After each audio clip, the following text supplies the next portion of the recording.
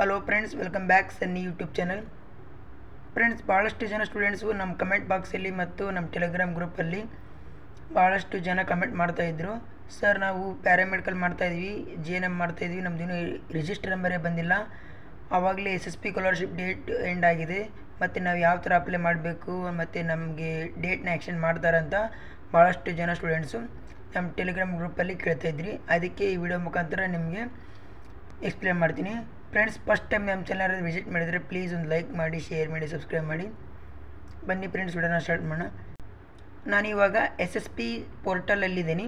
ಇಲ್ಲಿ ನೋಡ್ತಾ ಇರ್ಬೋದು, ಎಲ್ಲ ಡಿಪಾರ್ಟ್ಮೆಂಟ್ಗೂ ಕ್ಲೋಸ್ ಆಗಿದೆ. ಬಟ್ OBC ವಿದ್ಯಾರ್ಥಿಗಳಿಗೆ ಮಾತ್ರ 31/5/2025 ತನಕ ಅಪ್ಲಿಕೇಶನ್ ಆಗಲಿಕ್ಕೆ ಡೇಟ್ನ ಓಪನ್ ಇಟ್ಟಿದ್ದಾರೆ.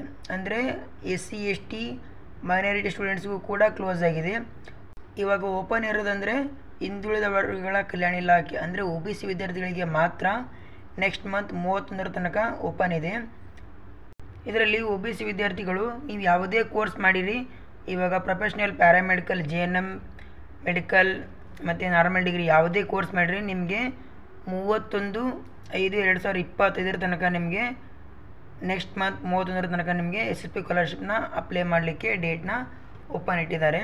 ಹಾಗೆ SC ST ಮತ್ತು ಮೈನಾರಿಟಿ ಸ್ಟೂಡೆಂಟ್ಗೂ ಕೂಡ ನೀವು ಯಾವುದೇ ಭಯ ಪಡೋ ಅವಶ್ಯಕತೆ ಇರಲ್ಲ. ನಿಮಗೆ ಮತ್ತೆ SSP ಸ್ಕಾಲರ್ಶಿಪ್ ಆಗಲಿಕ್ಕೆ ಡೇಟ್ನ ಎಕ್ಸ್ಟೆಂಡ್ ಮಾಡ್ತಾರೆ.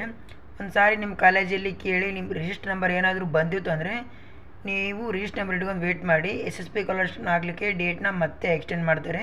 ಯಾವುದೇ ಭಯನ ಪಡ್ಕೊಳಕ್ಕೆ ಹೋಗಬೇಡಿ. ರಿಜಿಸ್ಟರ್ ನಂಬರ್ ಬಂದ ಮೇಲೆ ನೀವು SSP ಸ್ಕಾಲರ್ಶಿಪ್ನ ಹಾಕಿ SSP ಸ್ಕಾಲರ್ಶಿಪ್ನ ಪಡ್ಕೊಬೋದು.